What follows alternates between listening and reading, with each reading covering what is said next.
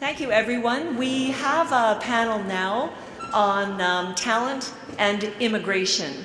We wanted to take this opportunity to talk about something that I think, in comparison to the US, that Canada is doing a good job on. I always feel free to insult the US since I am an American. This doesn't always work in my favor, so I should say that if you are going to be terribly offended if I slam Trump, then I think you should just brace yourselves. I don't need to say much. I just want to say that by comparison, Canadian policy on immigration looks absolutely stellar. But we actually have a panel here today that will not only talk to you about what that immigration policy looks like and feels like in person, but we'll also talk a bit about how policies might not be completely up to par and how they can be improved. We have had a change in the panel. We had originally someone coming from Council of Canadian Innovators who had to drop off at the last minute. But when I was texting and emailing and phoning around frantically, I had not one but two volunteers come to the front, both experts in immigration. One who immediately left her office down the street at University of Waterloo, showing you how well the universities actually do work together. Thank you. And the other who was in Brantford. If you are not aware of the local geography, that's an hour drive away, and she got in her car and came here. So we have Desmond, who came from Brantford, and then we have Hannigan from down the street at UW. And I'll just tell you a couple of things about our moderator, Irene Katzela. She is one of Canada's authorities on network management of high-speed integrated networks. She has more than 17 years' experience in the research and development of large-scale high-speed networks with an emphasis on network management and control, emerging technologies, and applications. She is the chief architect at Velocia. Yes? A blockchain-based decentralization platform enabling integrated mobility. And if that does not immediately mean something to you, you can look up Velocia. They explain it extremely nicely. She's also the founder of Axio for Tech. She was the CEO of Chain of Points, the owner of LPI Solutions, and senior solutions architect for Bell. And I am just going to turn it over to you and get out of your way. Thanks. You. I hope everybody has enough coffee, right? It's the 3:30 kind of mark. Today we are going to talk a little bit about talent, immigration, what works, what doesn't work, what we can improve, and we start from there. So I know that most of us in this panel, we are just from someplace else originally. Myself actually have immigrated twice, one in the US and one in Canada, so I can just compare the two. I know that everyone is from different places. Instead of just telling something about me telling you about you, how about if each one of you take something like 2-3 minutes to introduce yourself, where you're from, and also what it is your title and what you're doing today. Thanks, Irene.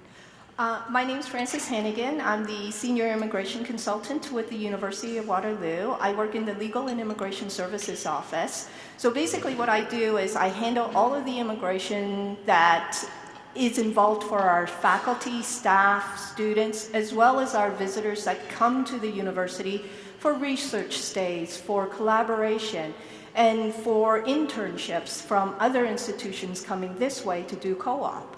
I've been doing this for the last 10 to 12 years, and I say 10 to 12 because I was only certified 10 years ago, prior to the legislation being changed.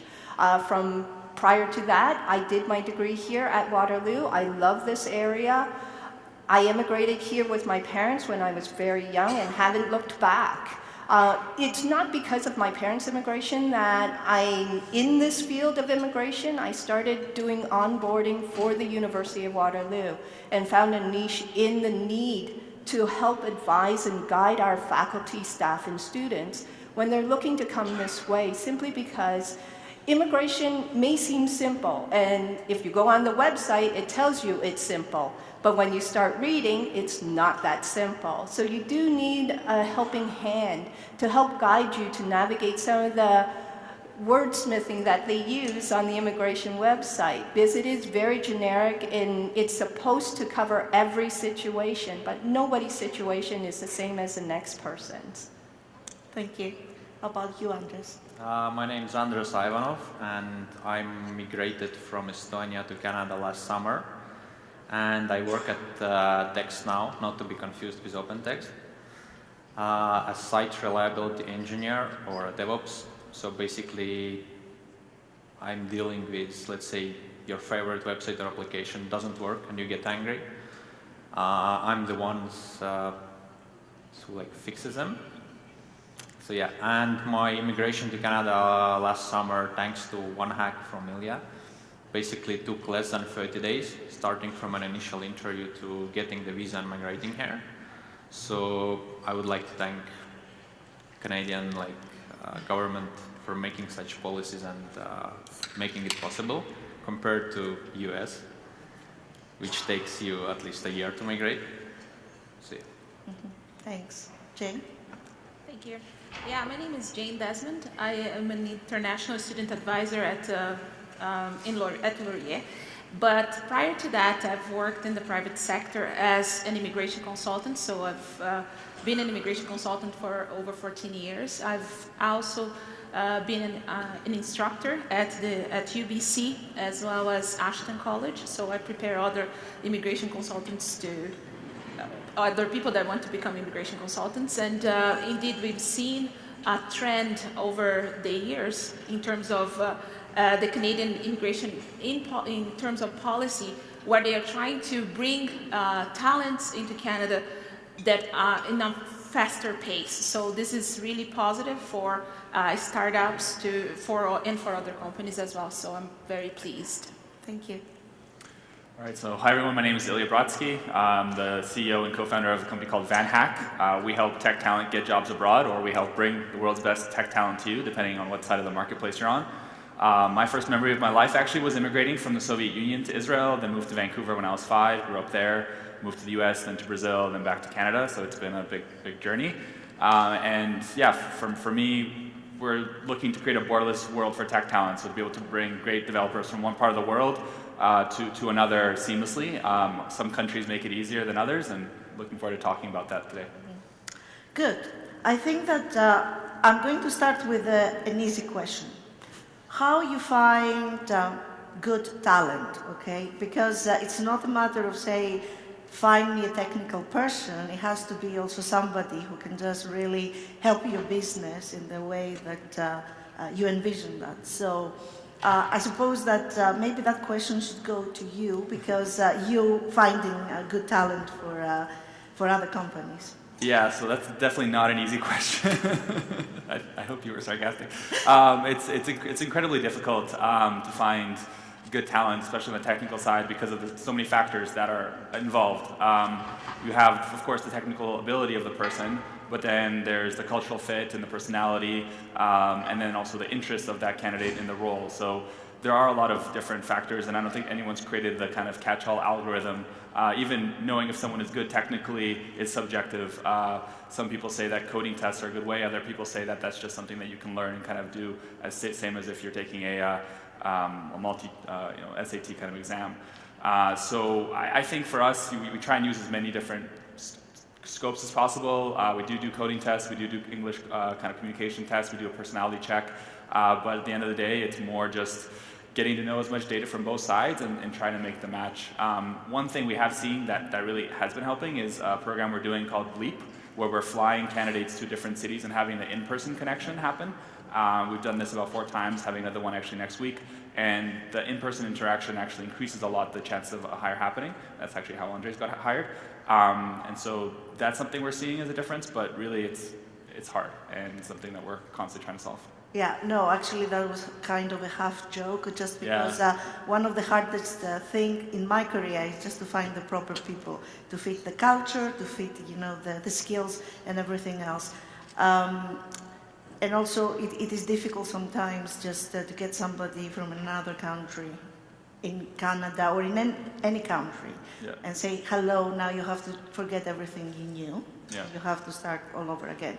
I don't know, what from the university point of view, because you've seen a lot of students, which actually eventually they are going to become part of the workforce in tech companies, because you're both in tech universities. So how you see this transition for them happening? Like, I mean, from coming from another place and A lot of adapting. the international students are looking to stay, and because of the immigration policy that we do have in Canada, that allows them to stay after they graduate through the post-graduation work permit.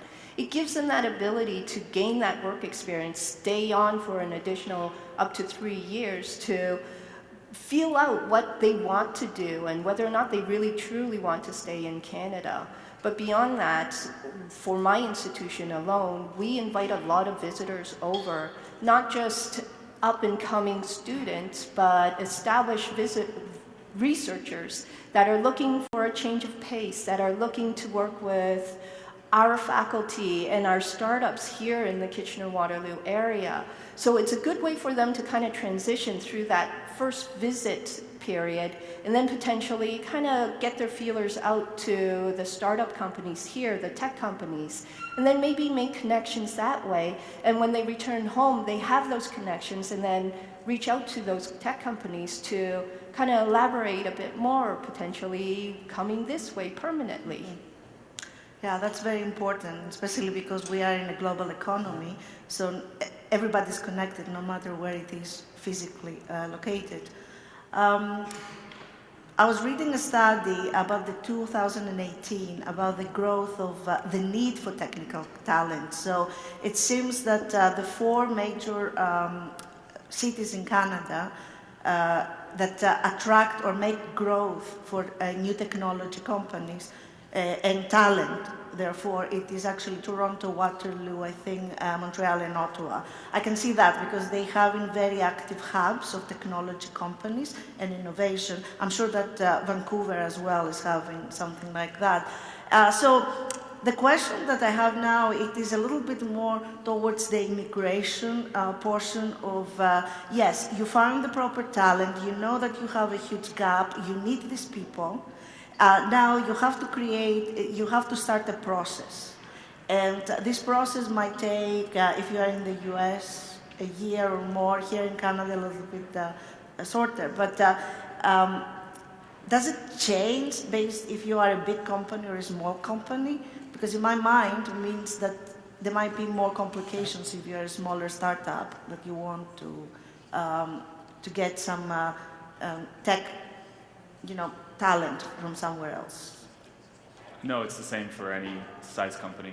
Okay, we're talking about in Canada, right? Yeah, in Canada, yeah.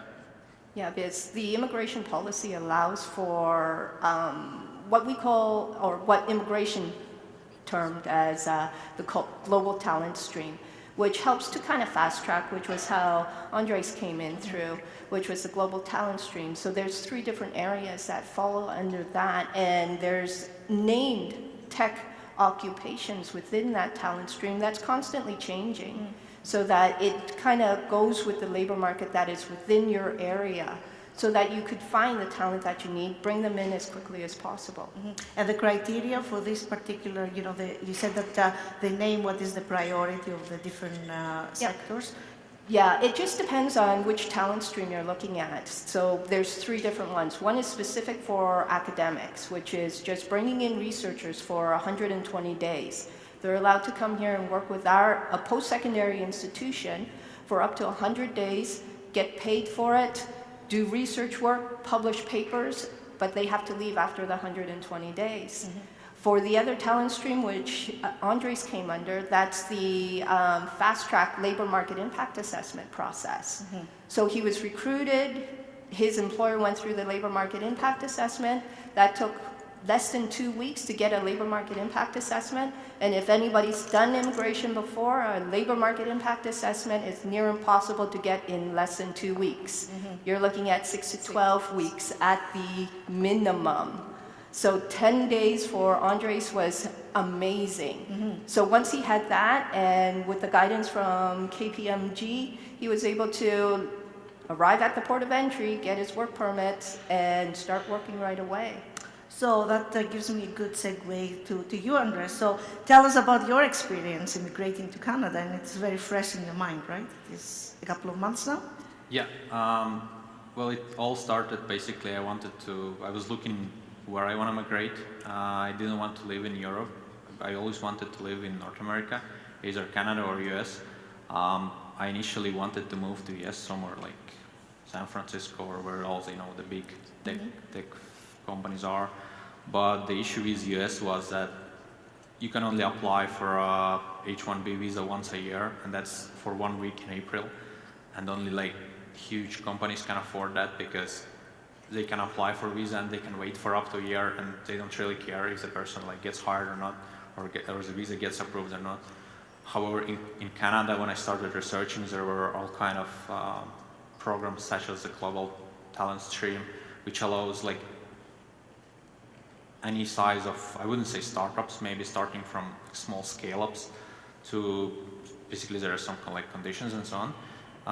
It allows them to basically find a talent, recruit a talent, and apply for the labor assessment thingy and the visa thingy, and it only takes 10 days. So. Yeah, actually, that's quite impressive. I mean, when we talked about that, I say, okay, that's really impressive. And I say that because I also have a right to talk about the US because I lived there for 6 years, and I've seen a lot. I've heard and seen a lot of complications in the process. Now, there are certain things that work well for us, right? In Canada, expedite kind of admission to the country, make everything that is possible just to make sure that they don't create roadblocks. Anything that comes to mind that you think that leaves room for improvement? Well, there's always room for improvement in immigration and the government. That's besides the point. But I think our immigration needs to open up a bit more. Although we do have a very open policy and we try to fast track talent to come through within the 10 to 30 days, there's still a huge gap of people that we're not capturing. Like I said, there's a list of tech occupations that is on a rolling scale based on labor market demand. What happens to those that are not on that list, right? We need to open it up to all tech fields, not just the 5 or 6 that, the biggest companies can scream for, right? Some of the smaller startup companies are still looking for talent as well. We just cannot fill the niche all the time with our students from the institutions that we have, post-secondary institutions that we have around. Yeah, that's why I ask about what are the criteria, because sometimes what it gets in the radar of the government, it is things that they are the current buzzwords. So if you say that I need tech people there in certain areas, if this is what everybody knows about, it's fine. But most of the startup ecosystem in Canada is working in something that is not mainstream yet. And so if you need a very specific kind of skill that it is not, if you like, in fashion in the next 6 months, you have a very hard time to go through that process, especially if you are a smaller company. I'll disagree with that, actually. So, the current NOC codes, which you're referring to, they are pretty broad. It's basically anyone who's a software engineer, and there's different types of kind of specificities in that. I was speaking to the acting director of the foreign workers program, temporary foreign workers program, and he said that they keep it, they don't change them because it is so hard for the government to always be up to date with those kind of in fashion trends. But they are specifically left broad enough that any kind of, or almost any kind of technical worker, especially software engineers, which is the most in demand, can be brought in, and it doesn't really matter what size of the company you are. We had someone who was a one-person team that was able to hire a front-end engineer and bring them in 2 months because of the Global Talent Stream. Of course, it's not perfect, but it is a very good program no matter if you're Shopify or a one-person startup. And so I would say, I would say that in terms of you have to be able to justify the need for that talent. So that is even under stream A or B. B, there are certain knocks. And under A, you would have to justify, oh, I have a need for such talent, and if that's approved, then they can also come in. So if you have, they're making over $80,000 per year. Yeah. I see. Okay. Yeah, but sometimes some small companies can't afford that. Well, then But you can't afford that person locally either, yes. Yeah. I think the biggest issue is that a lot of companies don't know about the given program at all. right? Exactly. Right.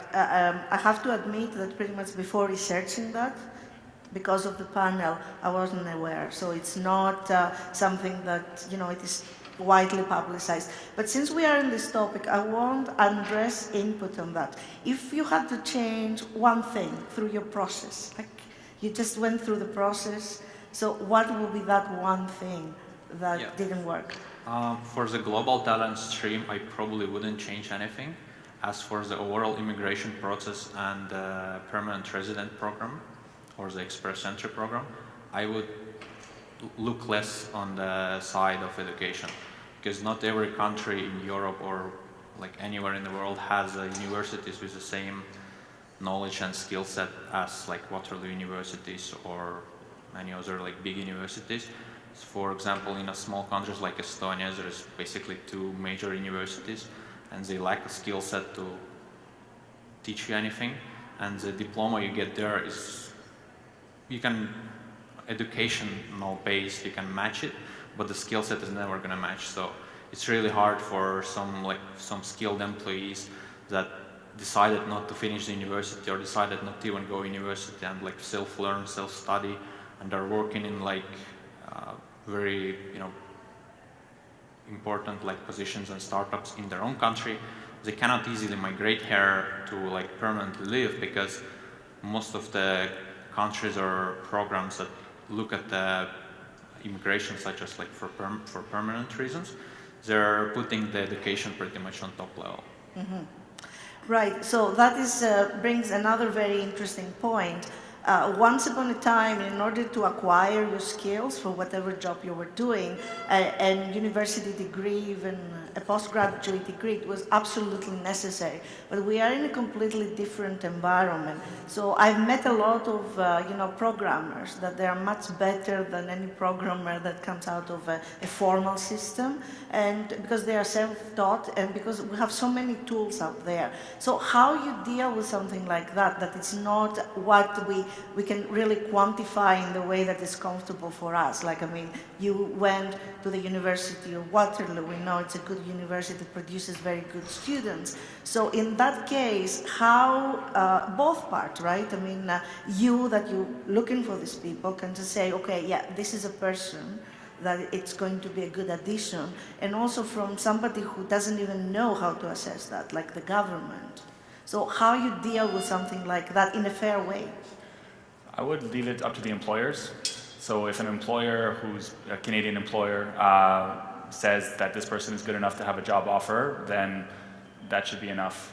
I think that that's kind of how it is now with Global Talent Stream. It doesn't necessarily affect PR yet or the express entry. But if the employer decides, then as a government, I would trust that. I would trust their recommendation. Okay. Yeah. On the immigration side of things, immigration leaves it up to the employer to make that justification for either through the labor market impact assessment system or through the global talent stream system. And leading through that for permanent residency, it's a matter of a waiting game. Yeah, if 1 you year. don't meet the education, then you may have other streams that you are eligible for, not necessarily through express entry, but maybe through like a nominee program. Ontario has a great job offer nominee program. Costs a little bit more, it takes a little bit longer, but it is there, and if your employer is willing to support you, that's one of probably the best ways to get through to get permanent residency. Mm-hmm. Yeah. I would say that immigration nowadays, it's employer driven. If the employers say they need such talents, I believe the government is going to be there to back them up on that, because the country is going to grow as a result of bringing such talents in. So pretty much they don't have a say and say, okay, they don't have the formal credentials, so we say no. So if I say, like as an employer, I want this person because it has the skills that I believe, it's fine. Yep. Okay, that's very very interesting and very positive. But I think that up to now we have to say all positive things. There's no negatives, nothing. Okay. Okay, so there's no immigration officers anywhere in the building, or if they are not, I mean, they're going to be escorted. So I think that it's very good just having a frank discussion on. It's great that a lot of things work, but I'm a little bit. I want now to focus on things that they might not work so well. Okay, sure. So one thing that is not very clear. So actually, just to what Andrei said, is not enough employers know about this program, and I think the government, they aren't in the business of marketing themselves. Like they don't do that very often. I think they could do that more. But one part of the program, specifically Global Talent Stream, is this thing called the Labor Market Benefit Plan, which is an amazing idea, and I think it should stay, but it's very confusing to companies. So in order to hire foreign workers, you have to prove or you have to commit to doing things that benefit the Canadian labor market, which is something I think is unique to Canada. In Germany, the Netherlands, other countries, they don't have this. They just say you're a developer, you got a job offer, here's your visa. But for in Canada, which is a nice thing, you have to actually hire co-op students or go do speeches at universities, but it's incredibly, it can be time-consuming and cumbersome for employers. And also confusing as to what does that even look like. We have found that once you apply for the program, they're very good at kind of helping you through that, and the immigration officers actually try and help you get the visa approved. But there is definitely still a hang-up or nervousness, anxiousness from companies when they think about the labor market benefit plan. It's a very specific thing, but I think if there's a way to make that simpler, then it would benefit. But otherwise, it's much better than the old program. Mm-hmm. Jane? I think that in terms of immigration per se, age, I think there is an idea of once you are past your 30s, you are too old or you are unable to obtain the necessary number of points. And we see that there are many people that are very skilled, but once they lose out points due to their age, it's very difficult to make up in some other ways. So they will have to struggle to get perfect points for language, and even so, it's still hard to make up for those 100 or 110 points that they are missing out. So I think there needs to be a balance between the expertise or the education and age.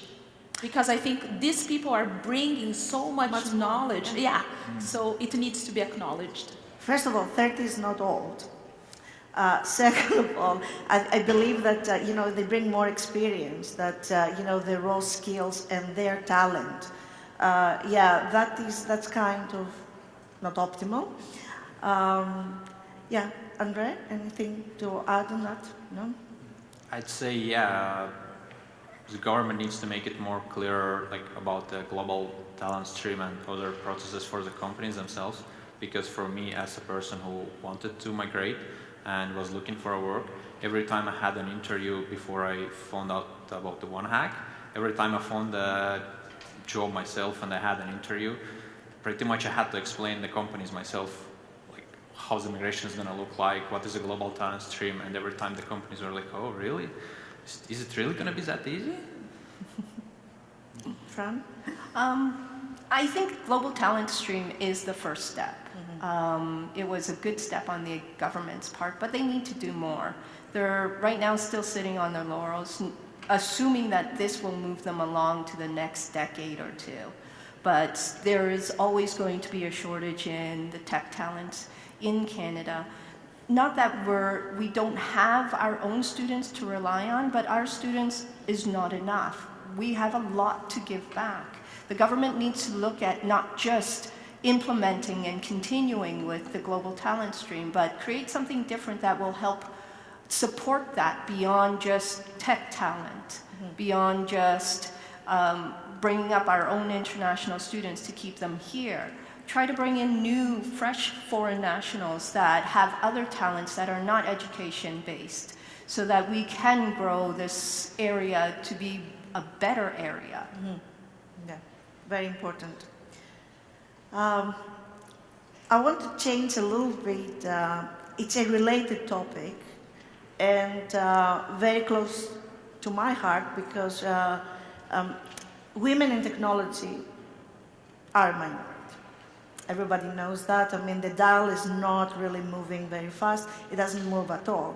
And I was wondering, as I was preparing for this panel, how the numbers will look, because I know how the numbers are looking from graduates from the university. They don't looking good. But from your experience, because you see people, or from your experience from the university, how do you see, what are the percentages of people that apply, for example, male versus female from abroad?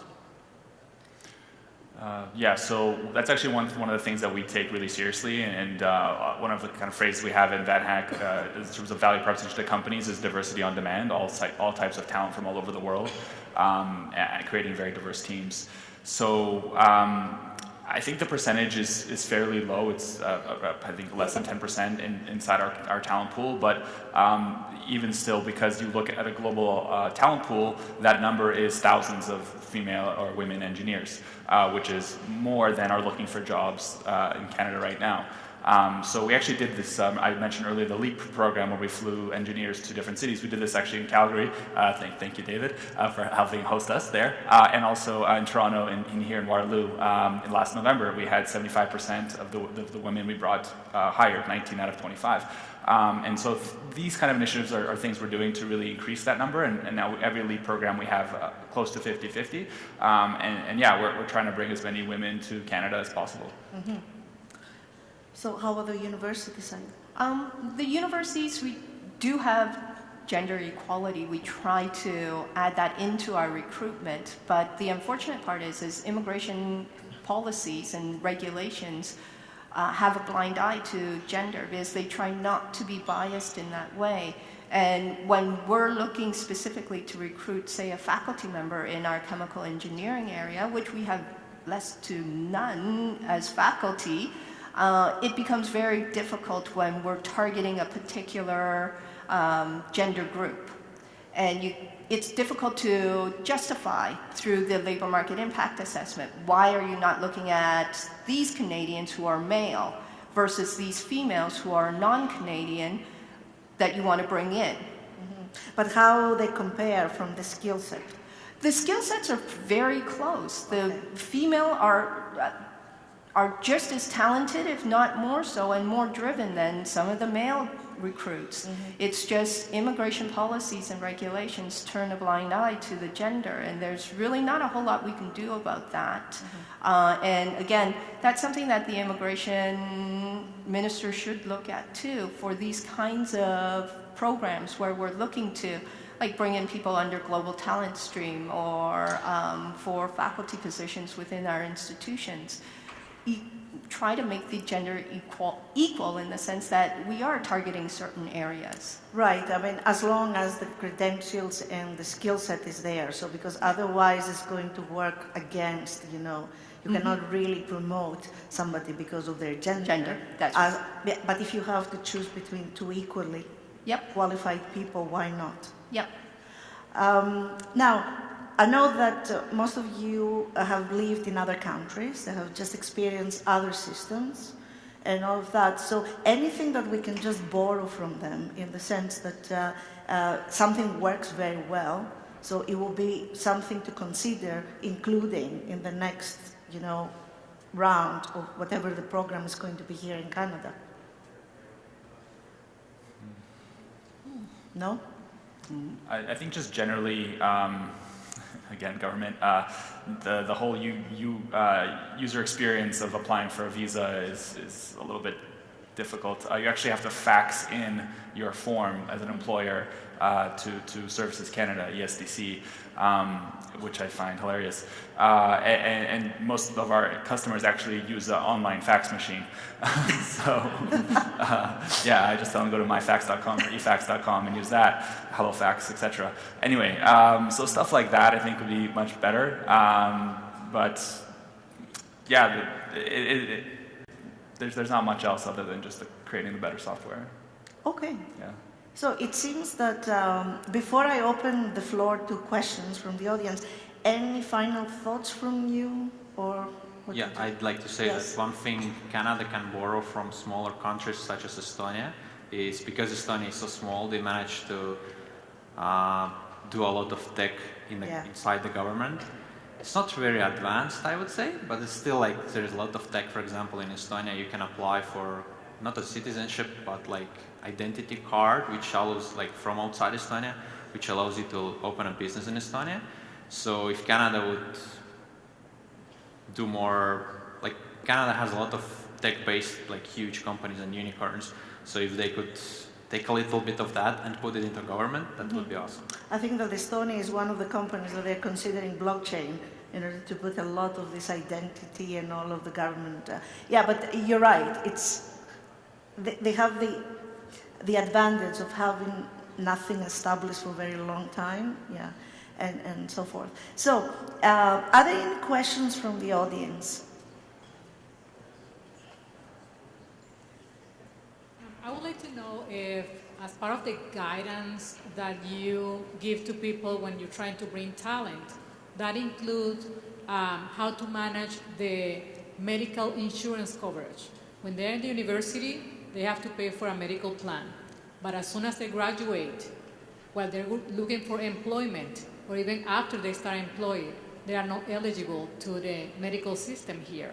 And there is a waiting time that I found surprising that a lot of employers didn't know. The university doesn't know how to guide the students, so there's a big hole or gap in terms of, okay, how do I do now? Or what do I do if I have family, if I have children? They don't know how to guide on that. So I don't know if you, in your the people that you work with, you do handle that information, number one. Number two, in terms of the things that I think that needs to be improved is the fact that you bring to Canada a lot of experience, but if you haven't worked in Canada, that means zero in terms of the qualification system, which doesn't make any sense when you bring 10, 15, 20 years experience worldwide. Mm-hmm. Number three is the credit history. You come with a lot of good credit history to this country, and that means zero. So you cannot access to cars, homes, because you need to start like if you are 18 years old. Mm-hmm. Do you handle different information? Or how do you handle that when you're trying to bring talent to the country? Just quickly for us, we have a relocation coordinator that helps explain how the medical system, credit score system, banking, education, housing works for newcomers. I completely agree with you. The credit score issue is definitely a big one. Medical insurance, I believe, is 3 months. You just get a private insurance. Maybe Andres knows better. But yeah, it's tough. I mean, immigrating is a really hard thing, and I think that's just a sacrifice people need to make to go to a place that they want to live in. But I also agree with you on the Canadian experience. That has always been really tough. Companies don't really look at you, but thankfully with software engineers or technical talent, that's not as big of a problem because you can really measure someone's code ability. Doesn't matter where they are in the world. It's the same. I'd say I'd slightly disagree because compared to my own country, whenever I arrived in Canada, basically if you beforehand read or get all the information that you need, what you're going to do here, basically for a good credit score, all you have to do is as soon as you arrive in Canada, you go and get yourself a credit card and your credit score is already above the average, and it's the same as in your country where you lived. If you have sufficient funds to get the first down payments for a car, house, whatever, you can just get one. But in other countries, such as, for example, in my own country, in Estonia, there is no such thing as good credit score. There is a banking history, and let's say if you want to buy a car or lease a house or do anything like that, you need not a credit score, you need 6 months of payments from your current employer on your bank account, which is much harder to get than a good credit score. I would say, sorry. Yeah, no. I would say that if also if you are new to Canada, we need to think a little bit outside the box. Perhaps the way we used to find employment is not the same. We need to also network. We need to be at events like this, talking to people, and showing, being out there. It's also important. Sometimes people, they go through the traditional way of finding employment, and that becomes a hurdle to them. It's not to say that it's so easy. No, it's also a vicious cycle. You don't have Canadian experience, therefore you cannot get a job. So I understand, but I also truly believe we need to be out there participating, volunteering, and connecting with people that can be of help too. Any more questions? Yes.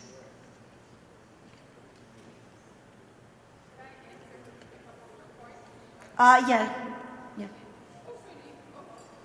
So with respect to, so I did hire somebody, and with respect to health insurance, if the employer is a member of a local chamber of commerce, there are really good programs for, it's really quite inexpensive that they can purchase even just by the month until they get their OHIP card if you're talking in Canada.